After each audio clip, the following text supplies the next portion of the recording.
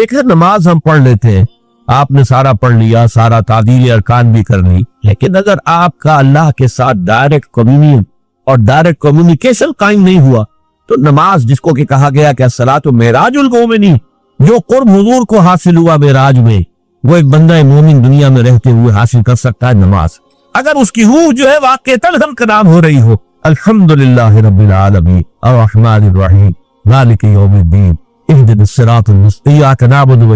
اگر ہم واقعتاً ایسے کہہ رہے ہوں کہ ہمیں احساس ہو کہ ہم اللہ کے حضور میں حاضر ہیں اور عرض کرتا ہوں، سجدہ کرے تو حدیث میں آتا ہے کہ ایسے محسوس ہو کہ گویا کہ میں نے اپنا سر اللہ کے قدموں میں رکھ دی، یہ ہے نماز۔ اب جو گفتگو ہو رہی ہے یہ ہم کلامی ہے، الصلاۃ معراج المومنین، اہل ایمان کے حق میں یہ نماز جو ہے یہ معراج کے درجے، لیکن یہ نماز کیسے نصیب ہوگی اگر روح سوئی ہوئی ہے، دبی ہوئی ہے، پسی ہوئی ہے، مزمحل ہے یا مردہ ہے؟ یہ نماز کیسے آتی ہو؟ چاہے آپ 5 وقت کی نماز پڑھ رہے ہو، چاہے آپ نے ہیبٹ بنا لیا ہو نماز کو، چاہے کچھ بھی ہو گیا ہو، لیکن یہ کہ جب تک وہ روح بیدار نہ ہو، جب تک ہم کلامی نہ ہو، افلاک سے آتا ہے نالوں کا جواب آخر، اٹھتے ہیں حجاب آخر، کرتے ہیں خطاب آخر، جب تک یہ نہ ہو، جیسے کہ میں ایک حدیث قدسی انشاءاللہ آج سناؤں گا سورہ فاتحہ کے ضمن میں، کہ اللہ تعالیٰ کے سامنے جب کھڑا ہو کر انسان جب کہتا انی وجہت وجہی للذی فطر السماوات والارض حنیفا، دائیں بائیں سے بالکل اپنا تعلق کاٹ کر میں نے اپنا رخ کر لیا ہے اس اللہ کی طرف جس نے آسمان اور زمین کو پیدا ہے۔ اب یہ توجہ وجہ تو اگر یہ تو ہے چہرہ تو ہم نے کر دیا خانہ کعبہ کی طرف، اندر سے ہماری روح متوجہ نہیں ہوئی، وہ سوئی پڑی، اسے پتہ ہی کچھ نہیں کہ کیا ہو رہا، اس صورت میں وہ کیا ہے؟ ظاہری بات تو پوری ہو گئی، نماز کا ثواب ہو جائے گا، فرض کی ادائیگی کا ثواب مل جائے گا، لیکن وہ اصل نماز تو حاصل نہیں۔ یہ ہے وہ بات وَإِذَا سَأَلَكَ عِبَادِي عَنِّي فَإِنِّي قَرِيبٌ، اے نبی جب میرے بندوں کی روحیں بیدار توانا ہو جائیں، حیات تازہ سے وہ ہم کنار ہو جائیں، اور پھر وہ میرے بارے میں پوچھیں، وہ میرا تقرب حاصل کرنا چاہتا، آپ سے پوچھے تو کہیے میں قریب ہوں، اجیب دعوت الداعی اذا دعان، یہ ہے وہ دعا، میں ہر پکارنے والے کی پکار، ہر دعا کرنے والے کی دعا کو سنتا ہوں، قبول کرتا ہوں، اس کا جواب دیتا ہوں جہاں کہیں بھی مجھے پکارے۔ اذا دعان، اس میں در حقیقت وہ مفہوم آ گیا ہے where and done where ever، آپ اپنے گھر میں ہو کر پکارے اللہ کو، آپ بستر پر لیٹے ہوئے پکارے اللہ، الذین یذکرون اللہ قیاما وقعودا وعلی جنوبہم، ہاں ٹھیک ہے، بعض مقامات بعض اوقات قبول دعا کے لیے زیادہ سازگار ہیں، حرم میں جا کر دعا مانگی جائے، اور مینا میں عرفات میں خاص طور پر، جبل رحمت پر خاص طور پر، ملتزم جو ہے کعبے کا اس پر خاص طور پر، وہ ایام بھی ہے خاص، لیکن یہ نہیں ہے کہ بقیہ دنوں میں آپ کے اور اللہ کے درمیان کو بڑا فاصلہ ہے۔ یہ سارا دنیا میں مشرکانہ نظاموں نے تصور پیدا کیا، اللہ تو دور ہے دور ہے دور ہے دور ہے، پاک ہے پاک ہے پاک، تم ناپاک ہو ناپاک ہو ناپاک ہو، اور تم تو بڑی پستی میں پڑے ہو، تم اللہ سے براہ راست ہم کلام نہیں ہو، کوئی درمیانی چاہیے، کوئی لنکس چاہیے، کوئی پجاری ہوگا، کوئی پروہت ہوگا، کوئی پنڈت ہوگا، کوئی پیر ہوگا، کوئی پادری ہوگا، کوئی پوپ ہوگا، اس کے ذریعے سے تم اللہ سے ہم کلام ہو، خود نہیں۔ اور جب ذریعے بیچ میں آ گئے تو ان کی مٹھی گرم کرو،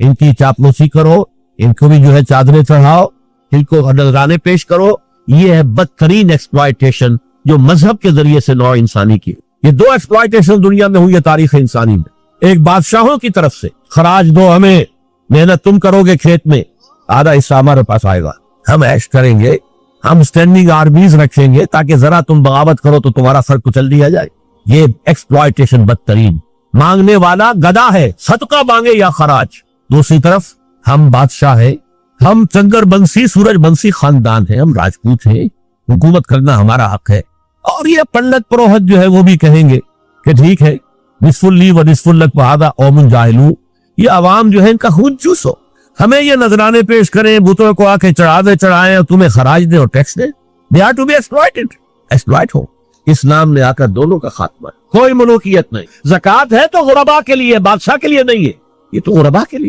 لہذا کوئی ٹیکس نہیں۔ نمبر 2، اللہ سے ہم کلام ہونے کے لیے کسی دربان، کسی جو ہے پہرے دار کی مٹھی گرم کرنے کی ضرورت نہیں، جب چاہو ہم کلام ہو جاؤ۔ دل کے آئینے میں ہے تصویر یار، جب ذرا گردن جھکائی دیکھ لی، یہ تو تم ہماری طرف متوجہ نہیں ہوتے، ہم تو ہر وقت کہتے ہیں، ہر شب کو آخری لمحات جو ہیں، آخری جو گھنٹے ہیں رات کے، سمائے دنیا تک ہم نزول فرما لیتے ہیں تمہارے لیے، اور پکارنے والا پکارتا ہے، حل بالمستغفرین فاغفر اللہ، ہے کوئی استغفار کرنے والا کہ میں اسے بخش دوں؟ حل من سائلن فأعطیہ، ہے کوئی مانگنے والا کہ میں اسے عطا کروں؟ تم ہی سوئے رہتے ہو، الٹا غفیل رہتے ہو، تمہیں ہماری طرف توجہ نہیں ہے۔ اگر ہماری طرف متوجہ ہو جاؤ تو جیسے کہ اقبال نے کہا کہ میرے لیے یہ دربان جو ہے پیران کلیسا کو کلیسا سے اٹھا دو، کیوں خالق و مخلوق میں حائل رہے پر، جیسے میں نے اس کو چھوا اور مجھے معلوم ہوا کہ ایک سخت خطا ہے یہاں پر ہے، یہ پرسپشن ہے، میری کنسپشن کچھ اور ہے، تصور ذہن کے اندر نقشہ بن گیا۔ خدا کا تصور ہم قائم نہیں کر سکتے، لیکن خدا کے ساتھ ہمارا جو باطنی رشتہ ہے کہ اندر محسوس ہوتا ہے کہ ہے، جس کی مثال بھی میں نے دی تھی، بعض حضرات کے شاید علم میں نہ ہو، کہ جیسے میں اس وقت اس دیوار کو دیکھ رہا ہوں تو ایک تصور میرے ذہن میں قائم ہوا، دیوار اتنی لمبی ہے، اتنی چوڑی ہے، اتنی اونچی ہے، یہ دیوار جو ہے سفید رنگ اس پر ہوا ہے، میں نے ایک تصور قائم کر لیا۔ فرض کیجئے کہ میں اندھا ہوں، میں نہیں دیکھ سکتا، میں جاتا ہوں اور ہاتھ لگا کر دیکھتا ہوں دیوار ہے، کتنی لمبی ہے مجھے نہیں پتا، اس لیے کہ وہ کانسیپٹ تو صرف میرے اس ٹچ سے نہیں ہو گیا، یہ تو ایک یک رخا، ایک ون سائیڈڈ میرا اس وقت ایک پرسپشن ہے، لیکن ہے، یہ میں کس زور سے کہوں گا ہے، دیوار ہے، تو ذات باری تعالیٰ کے لیے بس انسان کے پاس یہ کہ ہے، دور بینان بارگاہ الست جس پہ این بردانت کہ خس، بس یہ ہست ہے، باقی کیا ہے کیسا ہے یہ ویسے تو ہم بہرحال مسلمان ہونے کے ناطے اللہ کو ہم مانتے ہیں اسماء و صفات کے ساتھ، تو ہم اس کی صفات کو مانتے ہیں، لیکن تجزیہ کیجئے تو صفات کے بارے میں بھی ہمیں کیا پتا ہے؟ اللہ دیکھتا ہے، کیسے دیکھتا ہے یہ تو نہیں پتا، کتنا دیکھتا ہے یہ بھی ہمیں نہیں پتا، یعنی اس کی بھی اصل حقیقت جو ہے دیکھنے کی وہ تو ہمیں نہیں معلوم۔ اللہ کی کوئی ایسی آنکھیں تو نہیں جس سے وہ دیکھتا ہو، ہمارا دیکھنا تو روشنی کا محتاج ہے، روشنی ہو تو ہم دیکھ سکیں گے، کیا اللہ کا دیکھنا بھی کسی شے کا محتاج ہے؟ قطعاً نہیں۔ تو ہم تصور کیجئے اللہ کا دیکھنا کیا ہے، کچھ نہیں معلوم، ہمیں یہ معلوم ہے وہ دیکھتا ہے، ہمیں یہ معلوم ہے علی کل شیء قدیر، قدرت کتنی ہے اس کی، قدرت کی شان کیا معلوم ہے؟ تو معلوم یہ ہوا کہ صفات کے بارے میں بھی تجزیہ کریں تو ہمارے ہاتھ پلے ہے کیا، وہ سوائے اس کے کہ ہم ایک صفت اس کی ایک مبہم کیفیت کو جانتے ہیں، وہ سمیع ہے، وہ بصیر ہے، وہ خبیر ہے، وہ قدیر ہے، وہ الحی ہے، وہ القیوم ہے، لیکن اس کی زندگی، ہمارا تو زندگی کا تصور اعلیٰ ترین زندگی تو ہمارے پاس ہے مخلوقات میں سے، اس زندگی کے ساتھ 100 طرح کی لیمیٹیشنز ہیں، 100 طرح کی مجبوریاں ہیں، لیکن یہ کہ چاہے اللہ تعالیٰ کی زندگی بھی اس زندگی پر قیاس کی جا سکتی، معاذ اللہ۔ تو معلوم یہ ہوا کہ اللہ تعالیٰ کی ذات کے بارے میں تحیر کے سوا کچھ۔ تیسرا ہے تصور جو سب سے بلند ہے، وہ محبوب حقیقی، مطلوب اصلی، لا مطلوب الا اللہ، لا مقصود الا اللہ۔ ایک چوتھا تصور ہے وہ میں بعد میں عرض کروں۔ بہرحال قل هو اللہ احد، اب یہاں لفظ احد پر آئیے، اس لفظ کو بھی نوٹ کیجئے، ویسے تو عام خیال یہ ہے کہ یہ وحد ان کی بدلی ہوئی شکل ہے، چنانچہ عام رائے یہ ہے کہ احد اور واحد ہم مانی ہے۔ اکثر مفسرین نے اردو میں جو ترجمے کیے مترجمین نے، وہ کہو اللہ، وہ اللہ ایک ہے، اگرچہ اس پر خاصا اعتراض وارد ہوتا ہے، وہ بھی اللہ کو ایک مانتے تھے، صرف اس کے ساتھ کسی اور کو ایڈ کر لیا تھا، اس اللہ کو تو دو نہیں مانتے تھے، وہ جو بڑا اللہ تھا وہ تو ان کے نزدیک بھی ایک ہی تھا، اور ایک تو ہر شے ایک ہوتی ہے، وہ معبود ہے 10 تو ان میں سے بھی ہر ایک اپنی جگہ پر تو ایک ہے، ایک کمپوزڈ ایک اس کا وجود ہے، لیکن بہرحال چونکہ اکثر و بیشتر رائے یہ ہے کہ احد اور واحد تقریباً ہم مانی ہے، ترجمہ کیا گیا کہہ دو وہ اللہ ایک ہے، اور یہ کہ واحد ہی کی بدلی ہوئی شکل احد ہے، یہ تو ہے تقریباً بالعموم جو رائے ہے، لیکن میرے علم میں آج ہی یہ بات آئی ہے اور وہ میں آپ پر بھی منتقل کر رہا ہوں۔ امام راغب اصفہانی، ظاہر بات ہے لغت کے تو بہت بڑے امام ہیں، اور مفردات القرآن پر ان کی کتاب جو معرکۃ الدارہ ہے مشہور، انہوں نے اسے علیحدہ مادہ قرار دیا ہے۔ احد ان کو الف ہا دال علیحدہ لائے، شروع میں الف کی تختی میں لائے، محدود کے ساتھ شامل نہیں کیا، معلوم ہوا کہ یہ ایک اپنی جگہ پر ایک مستقل مادہ ہے ان کے نزدیک، یہ وحد سے اس کا تعلق نہیں بلکہ احد اپنی جگہ پر ایک مستقل علیحدہ مادہ ہے، اور اسی اعتبار سے انہوں نے اسے وحد سے علیحدہ کر کے الف کی تختی کے اندر لیا ہے۔ اب اس کا جہاں تک استعمالات ہیں اس میں بھی اتفاق ہے، 3 اس کے استعمالات ہیں۔ سب سے زیادہ استعمال اس لفظ کا ہوتا ہے نفی مطلق کے لیے، کمرے میں کوئی نہیں ہے، ایک بھی نہیں ہے، جب یہ کہنا ہو تو احد کا لفظ آئے گا، معافی احد، کوئی نہیں ہے، ایک بھی نہیں، اکیلا۔ اسی معنی میں قرآن مجید میں یہ لفظ بہت مرتبہ آیا، خاص طور پر آپ سورہ کہف کو اگر دیکھیں گے، لا یشرک فی حکمہ احدا، اللہ اپنے حکم اور اپنے اختیار میں کسی کو نہیں شریک کرتا، کسی ایک کو بھی نہیں کرتا، یعنی یہ نفی میں مبالغے کے لیے یہ لفظ استعمال ہوتا ہے۔ 3 دفعہ قرآن میں آئے ہیں، سورہ توبہ میں آیت نمبر 33 سے، سورہ فتح میں آیت نمبر 28 ہے، سورہ صف میں آیت نمبر 9 ہے، سورہ توبہ میں اور سورہ صف میں وَلَوْ كَرِهَ الْمُشْرِكُونَ پر آیت ختم ہوتی ہے، سورہ فتح میں وَكَفَى بِاللَّهِ شَهِيدًا پر آیت ختم۔ تقابلی مطالعہ اس اعتبار سے کرنا ہے کہ اس آیت میں سورہ حدید کے تمام رسولوں کے ساتھ 3 چیزوں کا ذکر کیا، انزلنا معهم الکتاب والمیزان، اور اس سے پہلے بالبینات، جبکہ حضور صلی اللہ علیہ وسلم کے بیان میں صرف 2 چیزوں کا ذکر ہوا، الہدی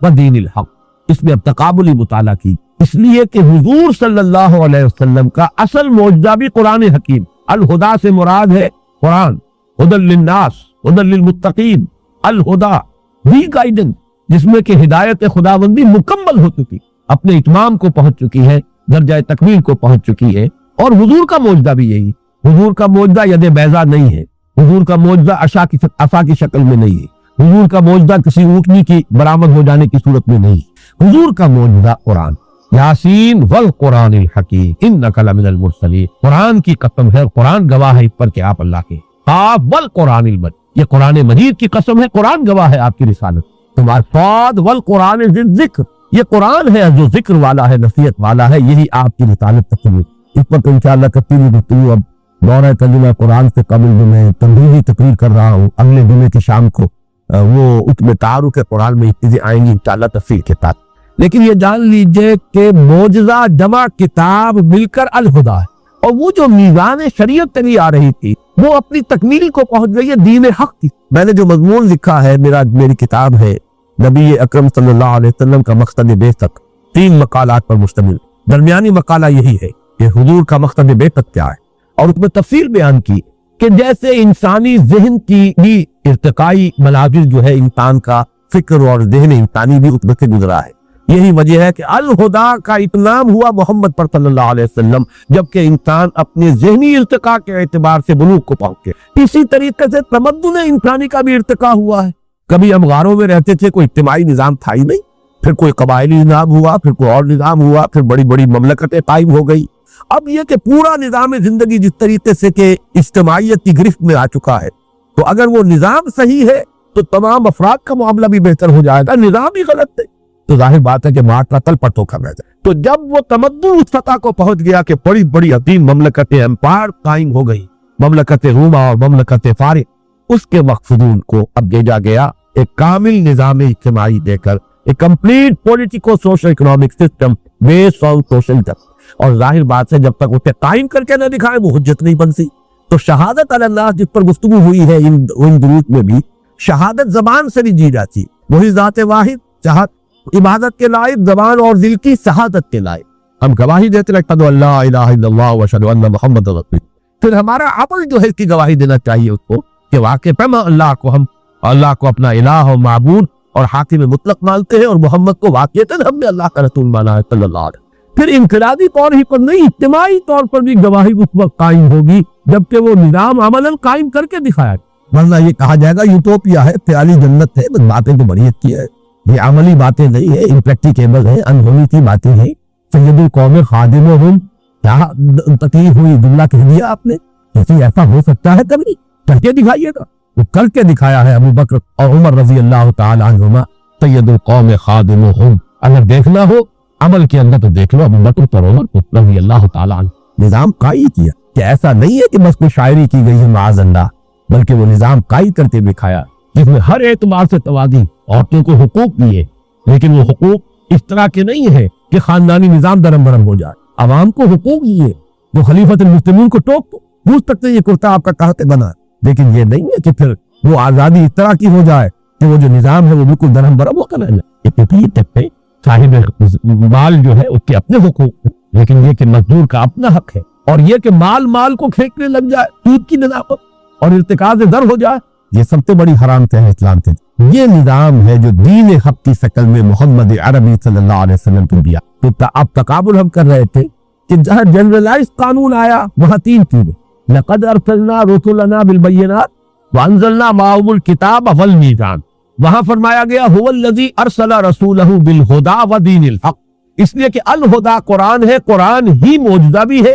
اور قرآن ہی الکتاب بھی، اور وہ نظام جو ہے پولیٹیکو سوشو اکنامک سسٹم وہ دین حق کی شکل میں کامل نظام کی حیثیت سے پیش کرتی ہے۔ تو کس لیے بھیجا حضور کو؟ لِيُظْهِرَهُ عَلَى الدِّينِ كُلِّهِ، اس نظام کو غالب کر کے۔ یہ نظام کسی اور نظام کے تابع رہے گا تو پھر ظاہر کیسے ہوگا؟ ملوکیت کے تابع ہو گیا، سرمایہ داری کے تابع ہو گیا، کسی اور کے تابع ہو گیا تو وہ تو پھر نظام، وہ تو مذہب بن جائے گا، عقیدہ ہے، نماز ہے، روزہ ہے۔ جیسا کہ خلافت راشدہ کے بعد تدریجاً جب خلافت کا نظام ختم ہوا، ملوکیت آئی، جاگیرداری آئی، سرمایہ داری آئی، اور دین سکڑ کر رہ گیا عقائد میں اور نماز، روزہ، حج اور زکوٰۃ میں، اور کچھ ذکر اور حلقے جو ہے مراقبوں کے اس میں۔ باقی وہ نظام جو ہے وہ تو بادشاہوں کا ہے، محل ہے، ان کے بن رہے ہیں۔ بادشاہ کی محبوب بیوی کا انتقال ہوا ہے تو کروڑوں روپے سے تاج محل بن رہا ہے۔ بادشاہ کو محل چاہیے، الحمرا بن گیا ہے بادشاہ کے لیے، تو بہت شاندار ٹاپ کاپی جو ہے جا کے استنبول میں دیکھیے کتنا عظیم الشان محل بنایا گیا ہے۔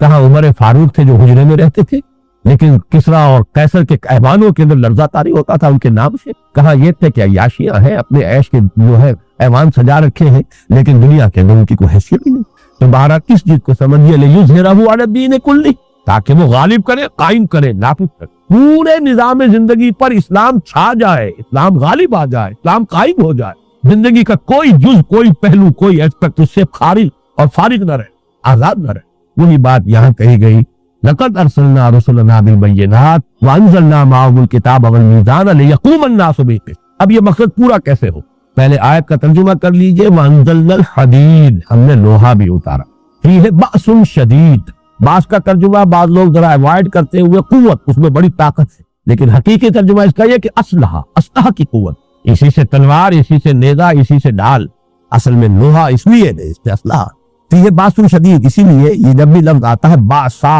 جب جمع کی شکل میں آتا ہے اس سے مراد ہوتا ہے فقر، پاپا، بھوک، لیکن جب الباس آتا ہے تو جنگ۔ چنانچہ ہمارا جو دوسرا درس ہے، لیس البر ان تولوا وجوہکم قبل المشرق والمغرب، آخری میں جب آتے ہیں الفاظ والصابرین فی البأساء والضراء وحین البأس، صبر کرنے والے بأساء میں یعنی تنگی ہے، فاقہ ہے، بھوک ہے، اور تکلیف ہے، کوئی مصیبت ہے، کوئی زخم لگ گیا ہے اس کی تکلیف ہے، اور حین الباس جنگ کے وقت۔ اصل تو امتحان یہ جہاں جان کے لالے پڑ جائے، جہاں جان کی بازی کھیلنی پڑے، جو صبر کا وہاں مظاہرہ کر سکے وہ ہے کہ جو کوالیفائی کر گئے، اولئک الذین صدقوا واولئک هم المتقون، یہ ہیں وہ لوگ کہ جو واقعتاً سچے ہیں اپنے دعوی ایمان میں، اور یہ ہیں وہ لوگ جو واقعتاً متقی۔ تو ذہن میں رکھیے یہاں پر فیہ باس شدید، اس میں شدید جنگ کی صلاحیت، ومنافع للناس، لوگوں کے لیے دوسرے منفعتیں بھی ہیں، فائدے ہیں۔ آج کل تو اس کی ہمارے ہاں نزدیک کوئی اہمیت کم ہو گئی ہے، ورنہ توا پر آج چمٹا پھکنی سب لوہے سے بنتی تھی۔ اب تو یہ ہے کہ بہرحال اس طرح کا معاملہ نہیں رہا، اوونز ہے اس میں شاید وہ لوہا اس طرح سے نمایاں ہو کے نظر نہیں آتا ہے،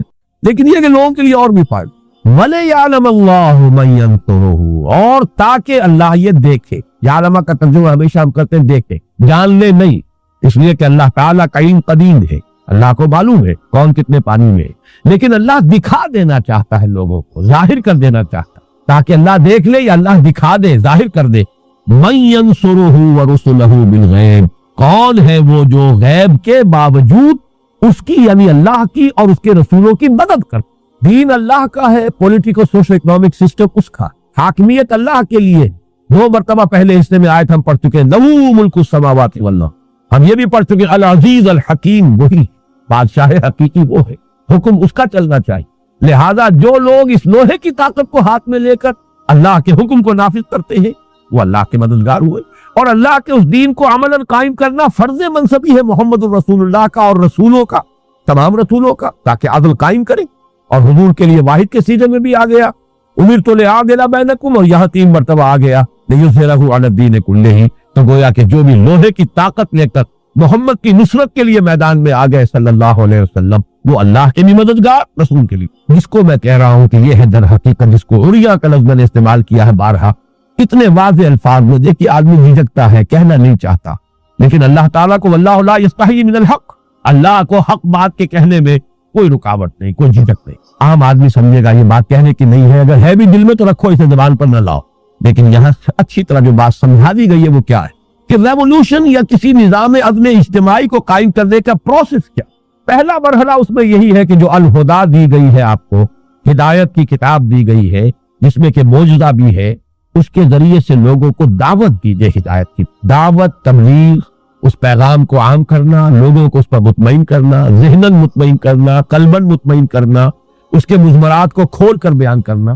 وَنَزَّلْنَا إِلَيْكَ الذِّكْرَ لِتُبَيِّنَ لِلنَّاسِ مَا نُزِّلَ إِلَيْهِمْ۔ اے محمد صلی اللہ علیہ وسلم، ہم نے آپ پر یہ ذکر نازل فرمایا تاکہ آپ لوگوں کے لیے واضح کریں، بیان کریں، کھولیں، اس کی شرح کریں، اس کی وضاحت کریں جو ان کے لیے نازل کیا گیا۔ یہ سارے کام کیجئے جیسا کہ سورہ جمعہ میں ہم پڑھ چکے، یتلو علیہم آیاتہ ویزکیہم ویعلمہم الکتاب والحکمہ۔ یہ الہدا کا فنکشن ہے۔ الہدا کے ذریعے سے، جس کی میں نے مثال پچھلی نشست میں دی تھی کہ جیسے پہلا ایکسپیریمنٹ غالباً کرایا جاتا تھا 5ویں جماعت میں، سائنس کا پہلا سبق ہوتا، لوہ چون ہے، مرادہ ہے، اس کا مکسچر ہے، اسے کیسے علیحدہ کریں۔ میگنیٹ ہاتھ میں لیجئے، اس میں پھرائیے، لوہ چون جو ہے وہ اس کے ساتھ چمٹتا چلا جائے گا، مرادہ رہنا۔ بالکل یہی معاملہ ہے۔ یہ الہدا، یہ میگنیٹ ہے ہدایت کی طرف کھینچنے والا۔ کھینچے گا کس کو؟ جس کی اپنی فطرت کے اندر وہ ہدایت کسی نہ کسی درجے میں موجود۔ اگر وہ ہے ہی نہیں تو جیسے مرادہ نہیں چمٹتا اس میگنیٹ کے ساتھ، وہ ابو جہل نہیں چمٹے گا جن کی فطرتیں مسک ہو چکی ہیں۔ ابو لہب نہیں چمٹے گا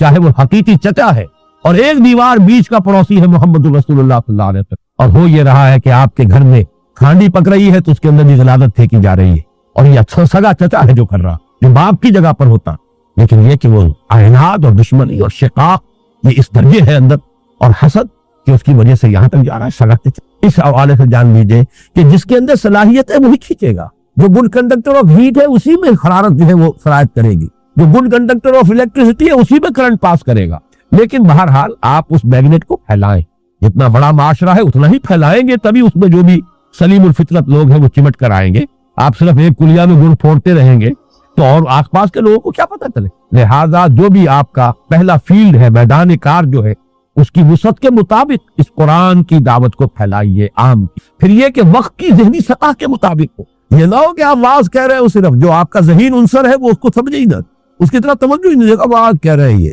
اس کے لیے دلائل ہونے چاہیے، براہین ہونی چاہیے۔ ادعو الی سبیل ربک بالحکمۃ والموعظۃ الحسنۃ وجادلہم باللتی احسن۔ قرآن جو ہے موعظہ بھی ہے، قرآن برہان بھی ہے، قرآن میں حکمت میں بھی ہے۔ ذالک مما اوحی الیک ربک من الحکمہ، قرآن کی حکمت کے ذریعے سے حکماء کو، عقلاء کو، جو بھی آپ کا انٹلیکچوئل ایلیٹ ہے اسے بلائیے، قرآن کے واعظ کے ذریعے سے عوام الناس کو کھینچیے۔ بہرحال جن کے اندر بھی وہ خیر ہے، بھلائی ہے، صلاحیتیں کھینچائیں، لیکن جن کے اندر نہیں ہے وہ تو نہیں آئیں گے، اور جن کے مفادات ہیں وہ بات کو حق سمجھ کر بھی نہیں آئے۔ جیسے کہ میں پہلے مثال دے چکا ہوں کہ یہود کے علماء سے بڑھ کر کون تھا جو حضور کو پہچان کرتا؟ یعرفونہ کما یعرفون ابناء، مانا کیوں نہیں؟ ان کی چودراہٹیں تھیں، ان کی مسندیں تھیں، ان کی حیثیتیں تھیں، لوگ ان کے ہاتھ چومتے تھے، لوگ آتے تھے ان سے فتوے مانگتے تھے، ان سے مسئلے پوچھتے تھے، عالم وہ تھے۔ لہذا اب حضور کو مان لے تو ان کی حیثیت ختم ہوتی، نہیں مانا۔ اس حوالے سے جان دیجئے ایک ویسٹڈ انٹرسٹ اس کا اکثر حصہ رہ جائے گا، جو نہیں مانے گا نہیں قریب آئے گا، اپنے مفادات ہیں۔ گرڈ اپ یور لوئن، ان کی تو کوشش یہ ہوگی کہ راستہ روکو، نظام کہلا کے پاس مانو، یہ معرض انقلاب میں ہے، your interest are being threatened, gird up your loins, آؤ اپنے مفادات کے تحفظ کے لیے کھڑے ہو جائے۔ لہذا آخری مرحلے میں اس انقلاب میں تو ایک ہی راستہ ہے کہ جو وہ سلیم الفطرت لوگ آ گئے ہیں ان کو جمع کرے، آرگنائز کرے، ان کا تزکیہ کرے، نیتیں بھی خالص ہو جائیں، کوئی کھوٹ نہ رہے، ان کی شخصیتیں نکھر جائیں، کوئی شک و شبہ نہ رہے لوگوں کو ان کے کردار کے بارے میں، آزمائشوں میں سے گزرے، امتحانوں میں سے نکلے، پھر ان کو منظم کرو، کوڑا بناؤ انہیں بٹ کر، جیسے کہ آپ رسیوں کو اور مختلف دھاگوں کو بٹ دیں گے تو کوڑا بنے، طاقت بنا۔ علیحدہ علیحدہ دھاگا جو ہے اس کو توڑ دے گا جو چاہے گا، لیکن جب بٹ کر آپ نے کوڑا بنایا ہے، اب یہ کوڑا باطل کے اوپر، یہ ہے اصل میں فلسفہ کا۔ اس کے لیے ظاہر بات ہے ٹکرانا پڑے گا، اور ٹکرانے کے لیے جب میدان میں آؤ گے تو یقتلون کے ساتھ یقتلون بھی ہوگا، جہاں قتل کرو گے قتل ہوگے بھی، تمہیں کوئی گارنٹی نہیں ہے کہ تم قتل نہیں ہوگے، کوئی لوہے کے جسم تمہیں نہیں دیے گئے ہیں کہ برچھا جو ہے پار نہیں ہوگا۔ حمزہ کے جسم سے وہ برچھی جو ہے وحشی کی وہ پار ہو گئی، آر پار ناس کے قریب سے جو ہے لگی ہے اور پار دی، تو پھر اور کون ہوگا جسے کوئی ضمانت حاصل ہو، کوئی اللہ کی طرف سے انشورنس ہو جائے۔ ان اللہ اشترى من المؤمنین انفسهم واموالهم بان لهم الجنہ یقاتلون فی سبیل اللہ فیقتلون ویقتلون، اللہ نے اہل ایمان سے ان کے مال، ان کی جانیں خرید دی ہیں جنت کے عوض، تو اللہ کی راہ میں جنگ کر رہے ہیں، قتل کرتے بھی ہیں، قتل ہوتے بھی ہیں، یقتلون ویقتلون۔ غزوہ بدر میں 70 قرشی مارے گئے، صحابہ صرف 14 شہید ہوئے، 13 آن دی اسپاٹ، ایک زخمی ہو گئے تھے جو مدینے واپسی پر راستے میں شہید ہو گئے، انتقال ہو گئے۔ لیکن غزوہ احد میں مسلمانوں کی غلطی کی وجہ سے پانسا بالکل پلٹ گیا، 70 مسلمان شہید ہو۔ یقتلون ویقتلون، یہ تو کرنا پڑے گا، انقلاب اس کے بغیر نہیں، اس کے لیے جان دینی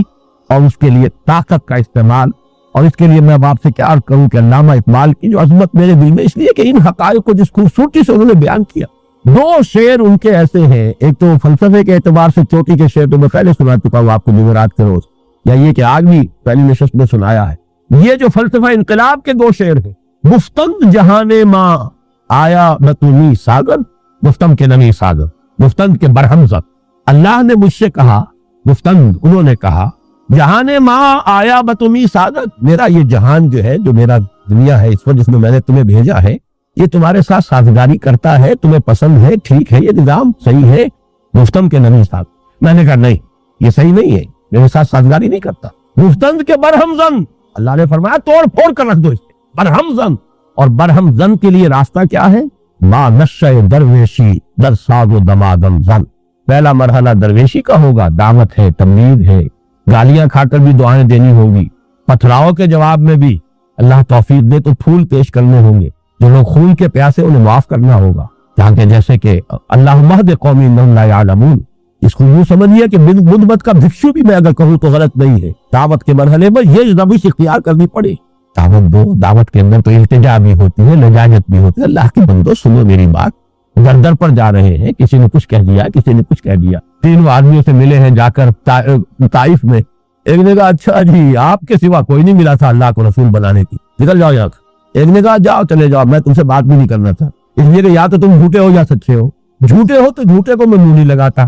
سچے ہو تو کہیں میں کوئی گستاخی کر بیٹھوں گا، اگر تم واقعی اللہ کے رسول ہو تو بہتر ہے تم روانہ ہی ہو۔ ایسے ایسے ذہن میں بجھے ہوئے جملے محمد رسول اللہ تک، اور پھر جب روانہ ہوئے واپس تو انہوں نے وہاں کے اسٹریٹ ارچن جنہیں آپ کہتے ہیں، انہیں ذرا اشارہ کیا، پتھراؤ ہو رہا ہے، ٹاک ٹاک کر ٹخنے کی ہڈی کو نشانہ بنایا، اور صرف ایک ساتھی اس سفر میں زید ابن حارثہ، ایک آدمی ایک طرف سے ڈھال بند، سامنے آتے ہیں حضور کو بچانے کے لیے، کور کرنے کے لیے، ادھر سے مارتے ہیں پتھر، ادھر سے مارتے ہیں، پیچھے سے جسم لہو لہان ہو رہا ہے، پاؤں میں آ کر خون جم گیا ہے جوتیوں میں، تو کچھ غشی سی تاری ہوئی ہے، بیٹھ گئے ہیں، تو ایک بندہ آیا ادھر سے، اس نے اس بغل میں ہاتھ ڈالا ہے، دوسری بغل میں، اٹھو چلو، یہ نقشہ ہے اللہ کے رسول کا، محبوب رب العالمین کا، سید الاولین والآخرین کا، دائی فریاد آئی ہے زبان کے اوپر، اللہم الیک اشکو ذوف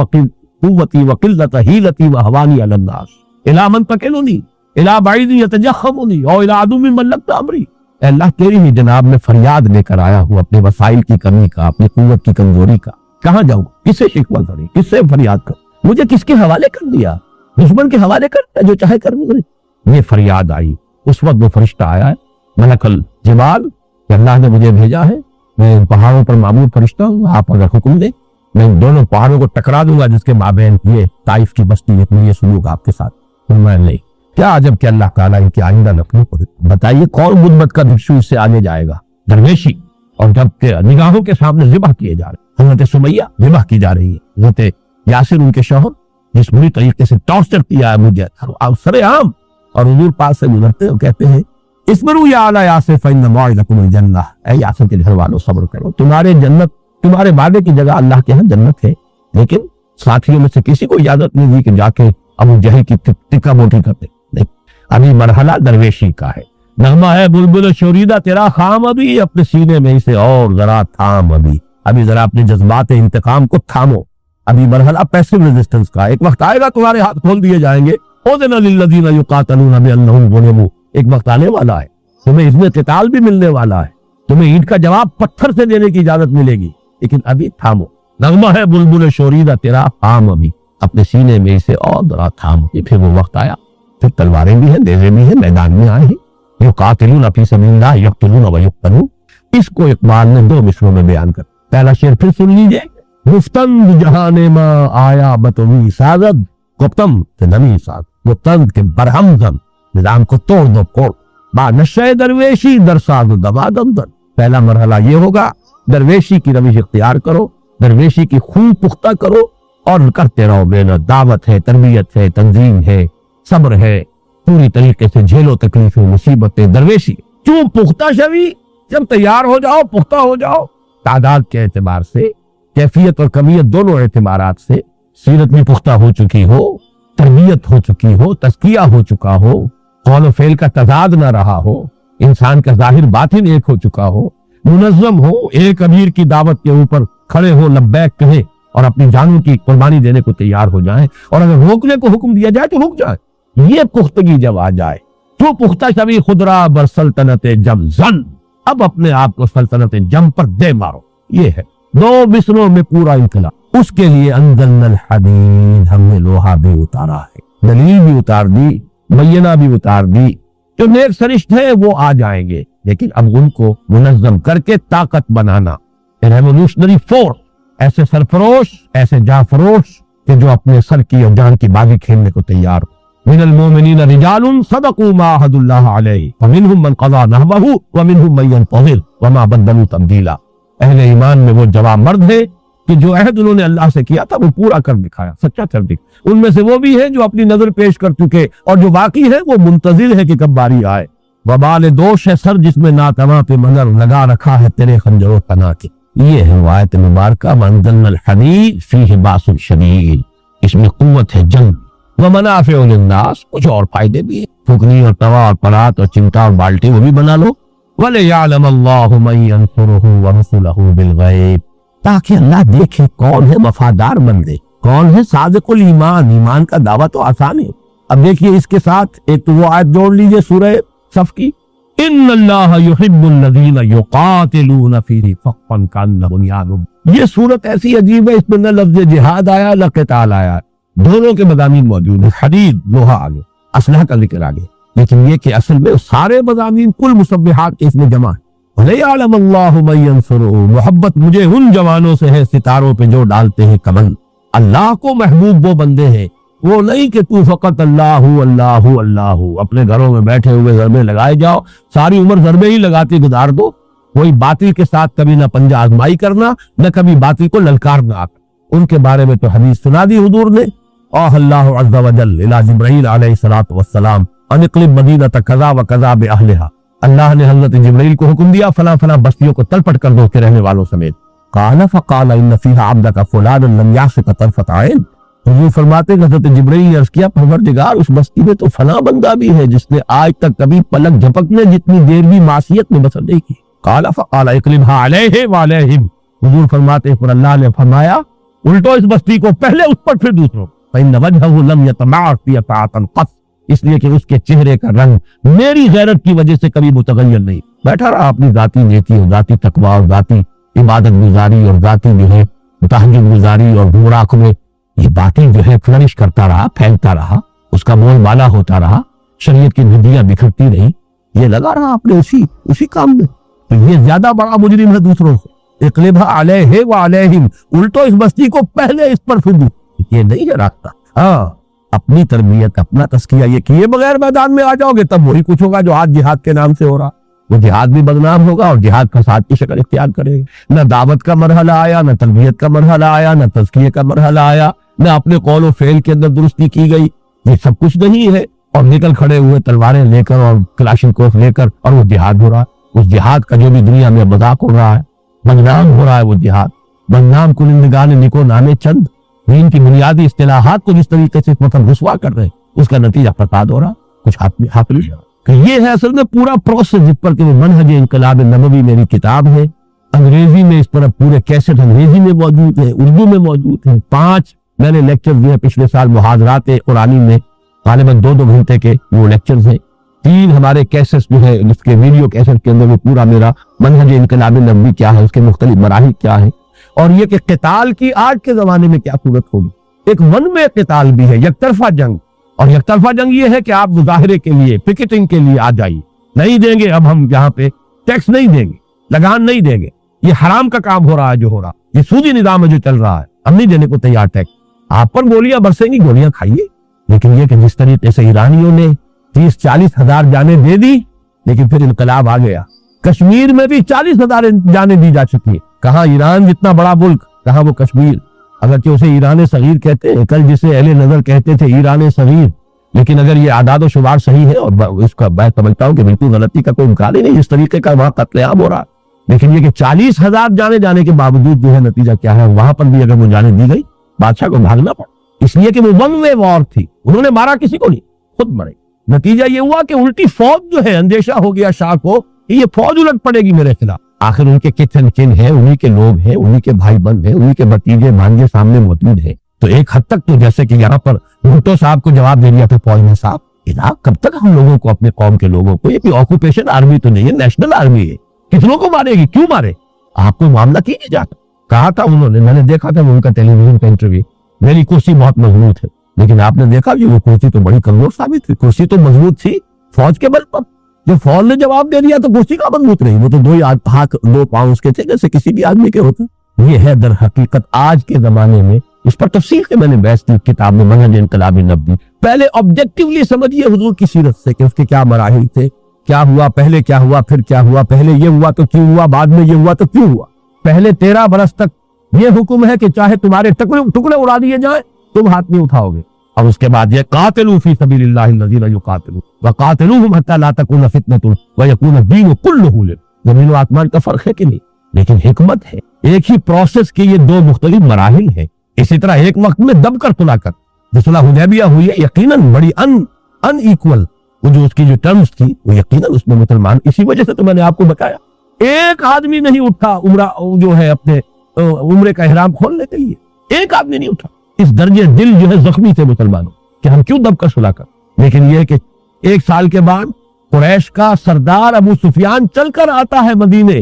वो खुशामदे कर रहा है, सफारी से करवा रहा है, खुदा के लिए सुलह दोबारा कर लीजिए, उन्होंने नहीं कर रहे। क्यों? इसी को टाइम भी ने कहा ना, क्योंकि उनकी तो आंखें अंधी हैं, उन्होंने तो जाहिर को देखा है, उन्हें कंट्रास्ट शो किया है। Mohammad failed as a profit but succeeded as a statesman. मक्के में मोहम्मद नजर आते वाकई जैसे नबी थे, जैसे उनका तस्वुर नबी का, हजरत याहिया का, हजरत ईसा का, तो मक्के वाला मोहम्मद तो वाकई याहिया और ईसा वाला ही है। दावत दे रहा है, तबलीग कर रहा है, मारे खा रहा है, गालियां सुन रहा है, but he failed there as he says. Mohammad failed eight Mecca, Mohammad failed as a profit but succeeded as a statesman. अब मदीने में आकर तो मुदब्बिर है, हुक्मरान है, जंगजू है, सिपह सालार है, वहां कामयाबी हुई है तो इससे हुई, ये उसका कौल। और डॉक्टर मंगोमरी वॉट उसने फिर इसी जुमले को दर हकीकत जो है 2 वॉल्यूम के अंदर उसने इसको एक्सपाउंड किया, Mohammad eight Mecca, Mohammad eight Medina, to highlight the contrast कि मक्के वाला मोहम्मद तो बिल्कुल ही कुछ और था, मदीने वाला मोहम्मद बिल्कुल कुछ और नजर आता। बाद अल्लाह, शख्सियत एक ही है, प्रोसेस एक ही,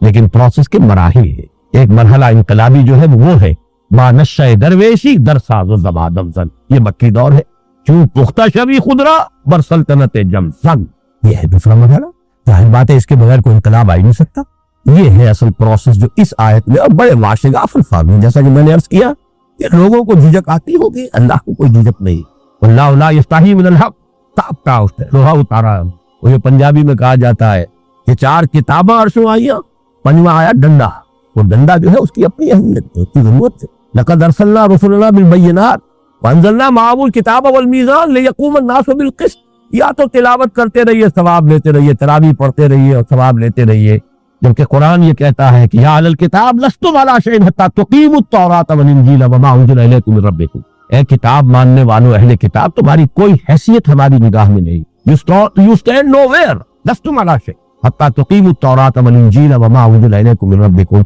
जब तक कि तुम तौरात और इंजील को, जो कुछ तुम्हारे रब की तरफ से तुम पर नाज़िल हुआ है, उसको कायम नहीं। कुरान पढ़ते रहो, कुरान सुनते रहो, कुरान याद करते रहो, उसने तरात के मुकाबले करो, रेडियो पर भी हो रहे हैं, सब कुछ हो रहा है, जश्न हो रहा है, 1400 साल जश्न नज़ूल कुरान। कुरान कायम करने को या अल कुरान लस्तुम अला शैइन हत्ता तुक़ीमुल कुरान, कुरान कायम करो, ये निज़ाम अदल है। उसने जो भी निज़ाम दिया, उसने जिसका जो हक मुअय्यन किया उसको दो, जिसकी जो जिम्मेदारी है उसके ऊपर आयद करो। ये नहीं करते तो फिर ये सिर्फ तिलावत है, उसका सवाब जो ले रहे हो अल्लाह ताला के हस्ते कोई क्रेडिट।